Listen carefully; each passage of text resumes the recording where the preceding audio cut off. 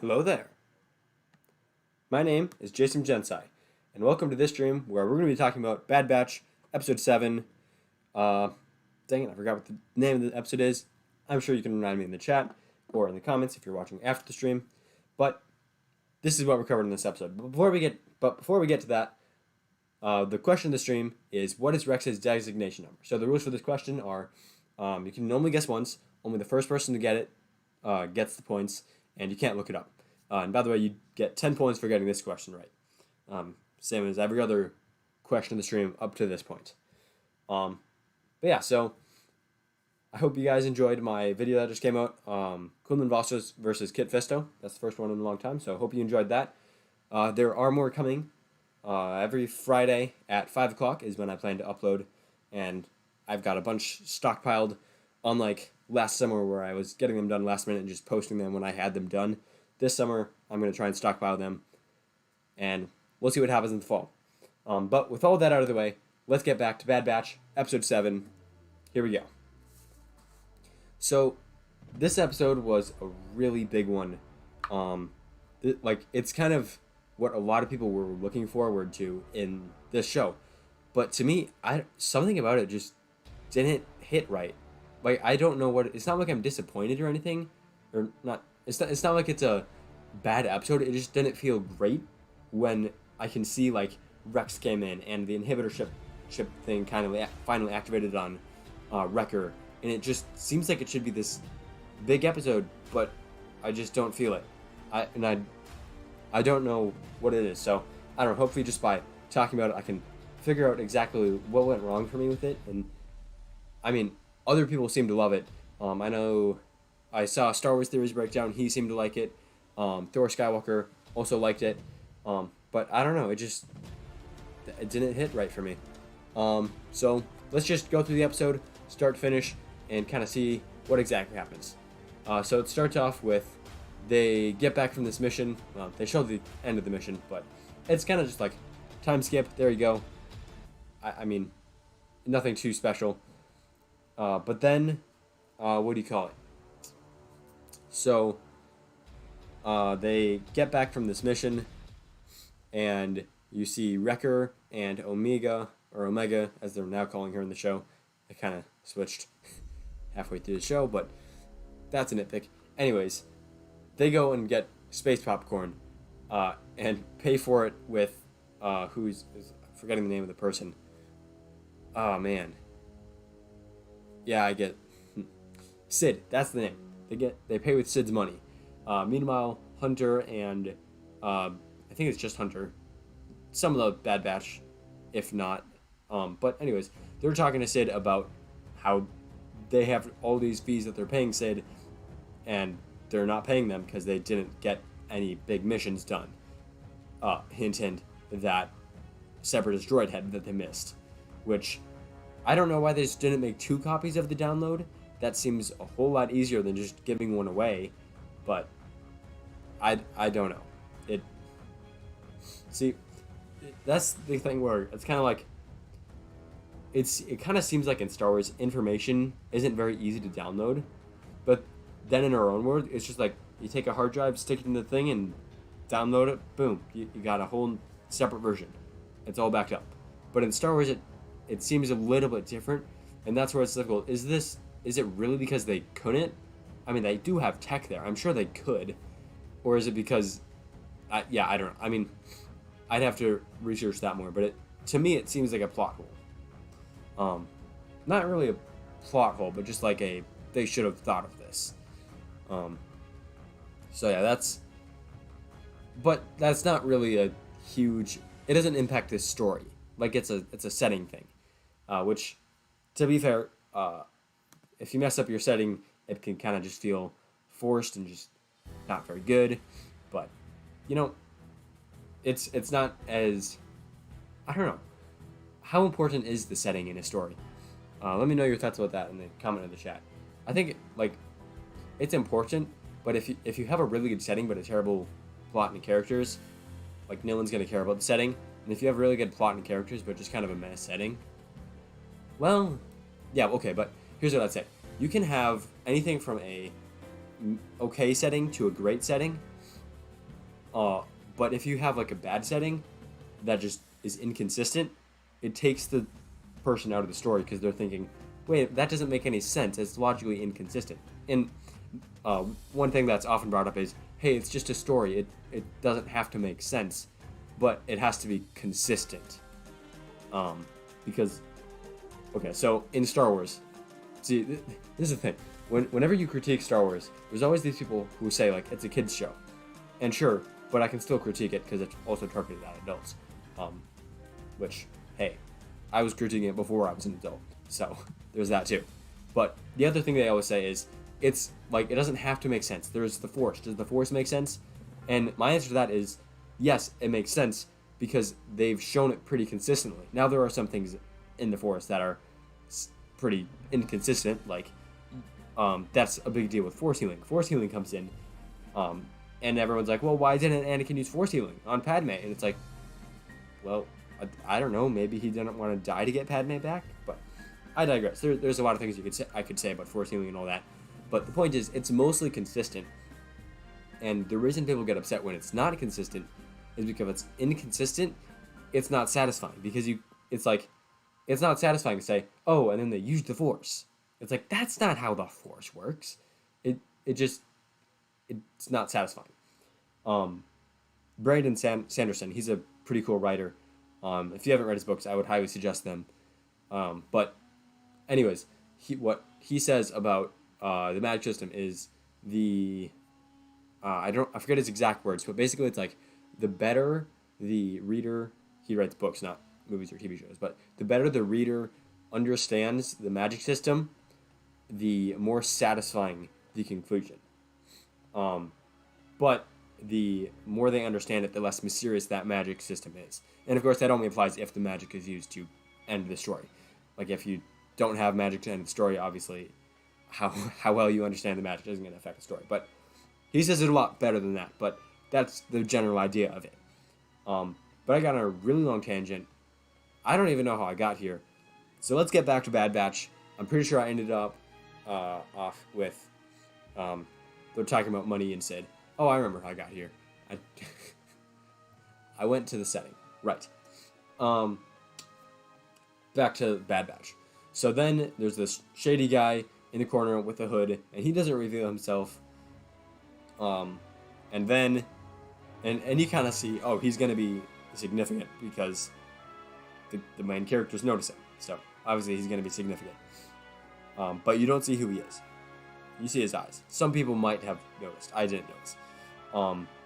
But anyways, they go into this back room. Suddenly they hear shooting, and then the last two people in the room leave. So it's just the person in the robe and the Bad Batch. And Wrecker and Omega are still off getting popcorn. So they'll come back into the room. Rex comes, or that's a very bad way to reveal it. Anyways, so Rex takes off his hood. It's Rex. Boom. There he is. Yeah, I don't know. This should have been a huge moment for me, but it just wasn't. I mean, it could be that I was like expecting a bad guy because I mean he was shooting and stuff, but I just don't know why this didn't hit me the right way. I was just kind of like, oh, is that Rex? Oh, that's Rex. Oh, it's Rex. What? Okay, it's Rex. I mean, that was my reaction. I don't know. But yeah, so he talks about Omega. He talks about the chips a bit. Actually, I think Omega walks in before. As soon as he mentions them, they walks in. That didn't strike me as like, oh, that wouldn't happen. And he's just so lucky it's all contrived or anything. That seemed kind of natural. But basically, Omega and Wrecker walk in right as he says it. Then he moves on to Chips, and they're like, oh yeah, Wrecker's been having headaches, and they've been getting worse.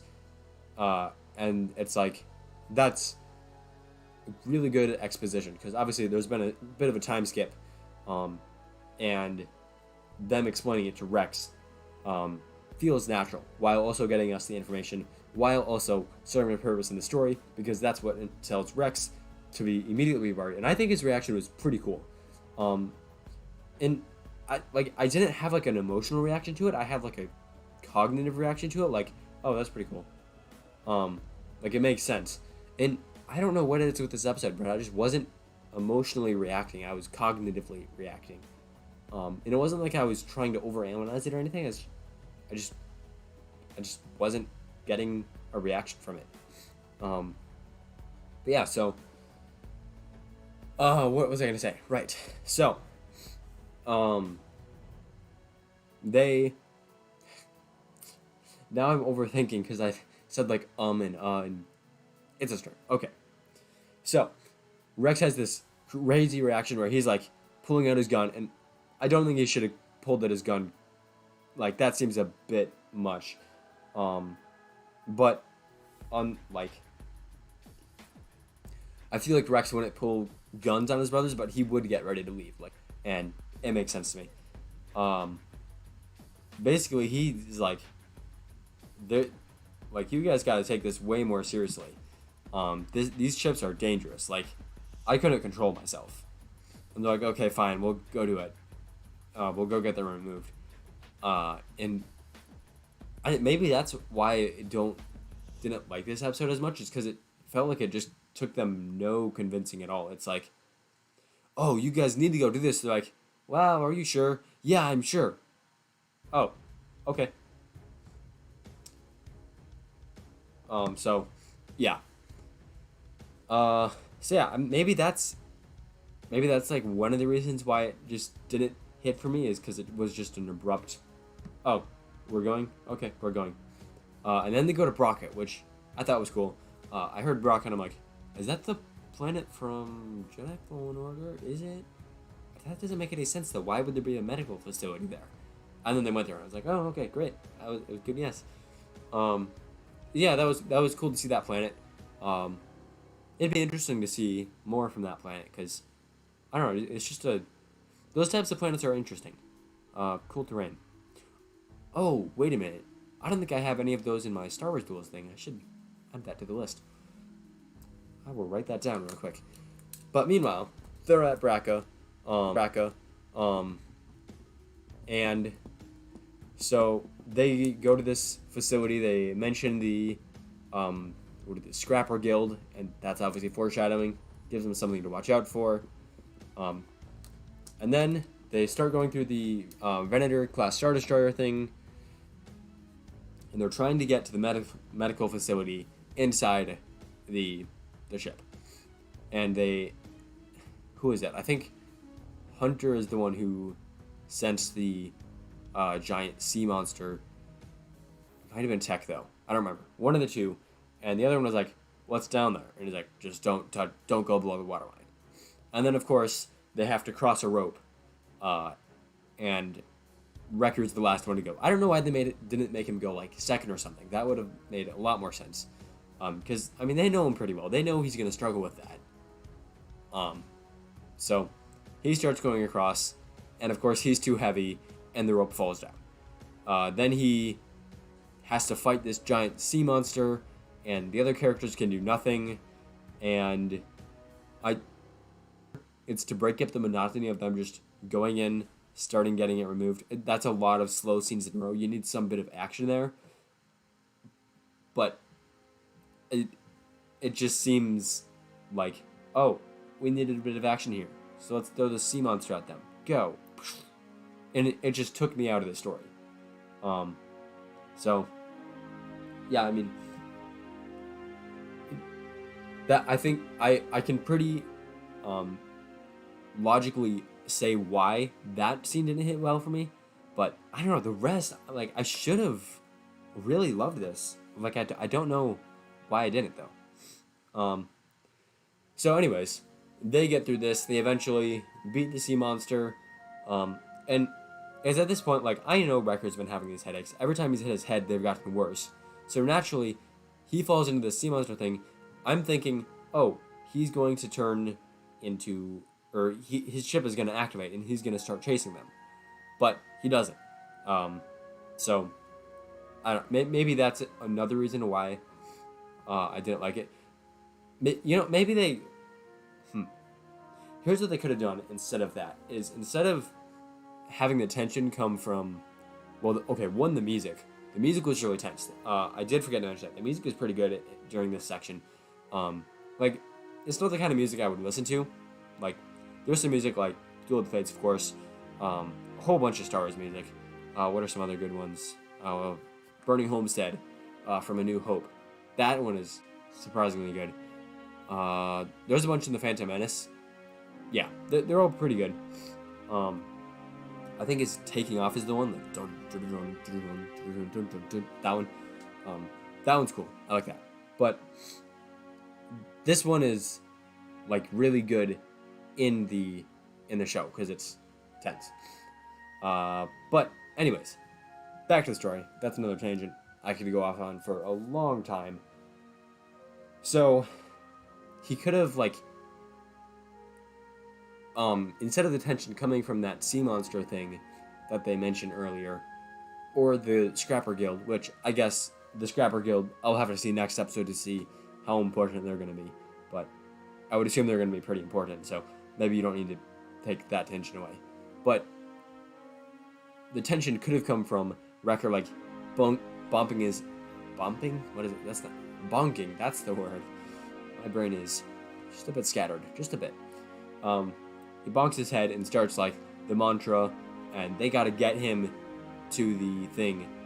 They gotta get him to the medical facility before he, like, fully turns on. And he's, like, just out of it, just repeating, good soldiers follow orders, good soldiers follow orders. And they're just, like, carrying him on, like, a stretcher. And then they get there. Yeah, I mean, that could be some cool tension as well. And it would be more, I guess, it wouldn't feel like out of nowhere, like that sea monster thing did. Not that it didn't. They foreshadowed it earlier, but it was kind of like they foreshadowed it mid-episode, whereas you could have done something that's been foreshadowed for a long time. And then instead of having those like machines for some reason activate his chip, they could have just, because I mean they didn't do it with Rex. That's the other thing, is this is so different from when Rex did it. Like, Ahsoka just brought him in, had his chip removed. Boom, there it goes. But these guys, it's like, they gotta scan it, they've gotta do all this stuff, and it's, I don't know.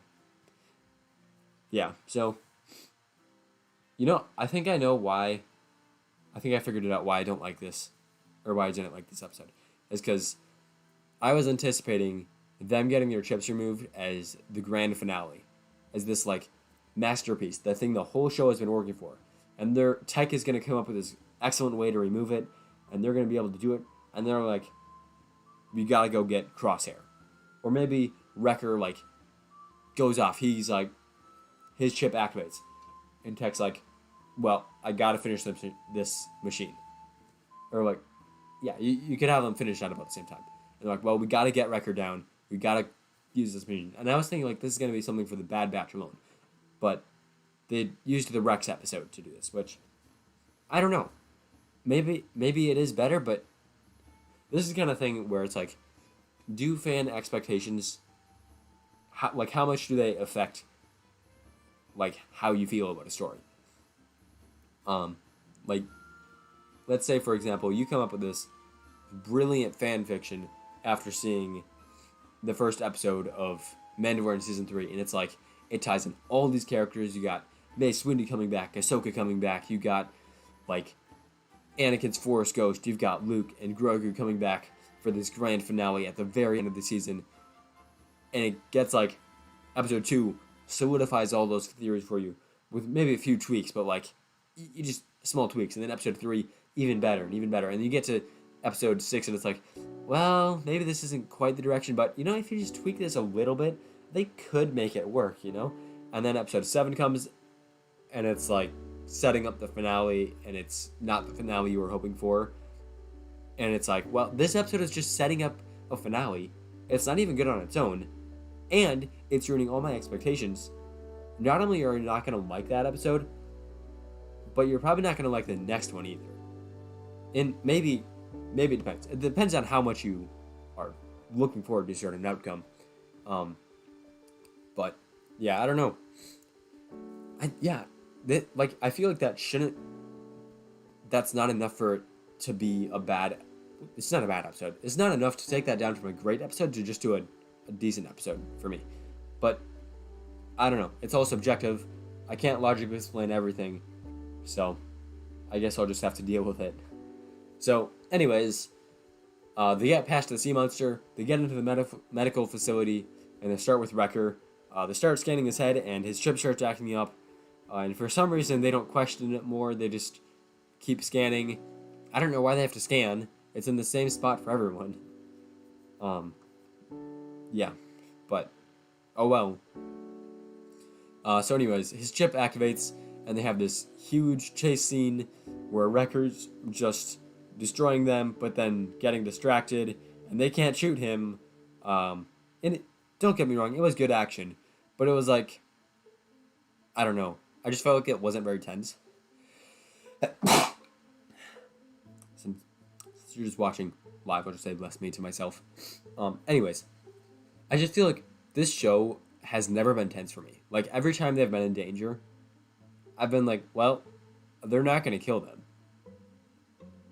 Like, there's no way. And it's not that I don't, like, in the back of my mind know that, let's say, Obi-Wan isn't going to die in the end of the Revenge of the Sith or something. What, I know that now that I've watched it, but, like, on the first time, like, reading a book or watching a movie, it's like, yeah, the protagonist probably isn't going to die, but it's like, wow, this is really tense.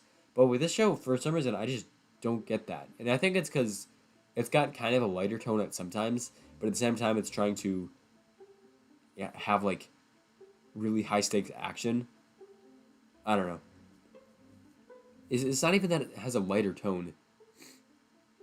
I don't even know what it is with this show, because I'm just not really enjoying it that much.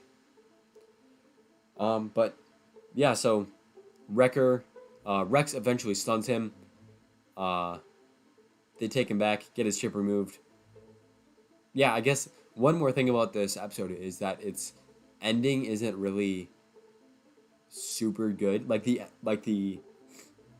I don't know, like 70% way through point, and I could look at the times and probably get it more accurate, but it kind of feels like the ending was like 70% of the way in, and then you have like 6 more minutes or whatever, and then it's finally ends with but like Wrecker getting stunned is kind of like the ending. Everything else should be the epilogue in my mind. So that's one more thing that it's kind of like, oh, there's quite a bit left. Maybe something more exciting happens, and then it just didn't. And maybe that's why I can't finish this and was like, wow, I'm kind of just underwhelmed. Because that's another thing is, the last thing you see is the clearest in your mind. So obviously, if you start slow, but you manage to get through it, you slow in the middle, but you manage to get through it, and the end is just perfect, it's going to be better than having like a perfect beginning, and then everything is downhill from there. Like, because it's just, you're left with a better memory in your head. And that's probably why, like, Rogue One was really well liked. Because, I mean, the beginning, well, okay, the very beginning, that planet looks really nice. Other than, like, Alderaan and Naboo, Naboo seems a little bit warm. Yeah, but, like, yeah, that planet looks pretty nice. Kind of barren, but I kind of like that. But yeah, so that planet looks nice. It sets up things pretty well. Starts pretty well with Jyn Erso's escape. I like that scene. But the middle section is kind of not that good. It's kind of weird plot. You got Saw Gerrera and his like beast thing that will find the truth, and then it didn't find the truth. It just made the guy go insane. Yeah, I don't know. That was kind of weird. And then they lost the message from Galen Erso. Yeah. It wasn't the best, but the ending was so good. People just were like, oh, it's a great movie. I love this movie. And don't get me wrong, I like it too. But I think that's part of why I like it. It's because I had that great first impression of seeing that conclusion and being like, wow, Darth Vader is awesome. I like this movie. Yeah, so that could be why this episode left me a bit underwhelmed. is because the ending was just a bit longer than it should have been, and longer than I think it should have been. Obviously, other people enjoyed this episode so much. Um, I'm so jealous because, I mean, I see why you enjoyed it. I see why I should enjoy it, but I don't enjoy it. Well, okay, when I say I don't enjoy Star Wars, I always enjoy, well, there is resistance. I almost always enjoy Star Wars. Usually what I'm saying is it's not as good as other Star Wars. And that's not bad. That's not bad. But yeah, I mean, yeah, something about this just wasn't, it didn't hit me right. Something about it. So let's move on to the ending with the Scrapper Guild. That's what it's called. I keep wanting to say Mining Guild because that showed up everywhere in Rebels. The Scrapper Guild shows up, spots them. So what's going to happen next? Well, the Scrapper Guild, by the way, this is all theory. Well, technically hypothesis, but hypothesis doesn't sound nearly as good now, does it? Especially with like Star Wars theory and the game theorists, and they all popularized, that's a long word. Why do we have long words? It doesn't make sense. Anyways, they've all popularized the word theory to mean hypothesis. Anyways, so I'm just going to say it's a theory. Tangent, we're back. Great. Okay, so my theory is, so the Empire is going to be alerted. They're going to come to Braca. Crosshair will come to Braca. How many episodes are left? That was 7. I think there's 14. Am I right about that? Someone fact check me in the comments or the chat. Of course, if you're watching. No one's watching live right now, but if you're watching after the show, you can leave a comment. That would be much appreciated. I don't get many comments on these live streams, but if you do, that's a great one to do. Is fact check me on how many episodes there are going to be. But I think this is the halfway point. So, yeah, I don't know how they're going to do more from here. It's probably just going to be more filler episodes, I guess. They might have a big mid-season battle with Crosshair. They tend to do mid-season battles. That kind of, I don't know, you just kind of need something in these long, 14 to 20 episode seasons, right in the middle, because otherwise it gets boring. Obviously, with Mandalorian, when they only have 8 episodes, they just have, the first 2 are good, then you have the middle, and then you have the last 2 is wow, those are awesome. And it's not like they're not good, it's just they're more filler. So yeah, that's kind of how things have been going.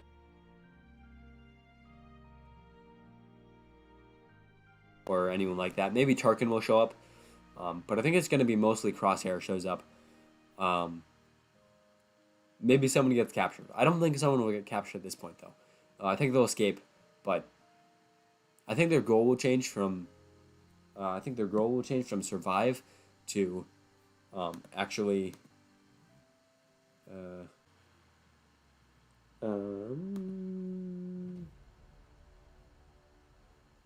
let's see if I can fix this.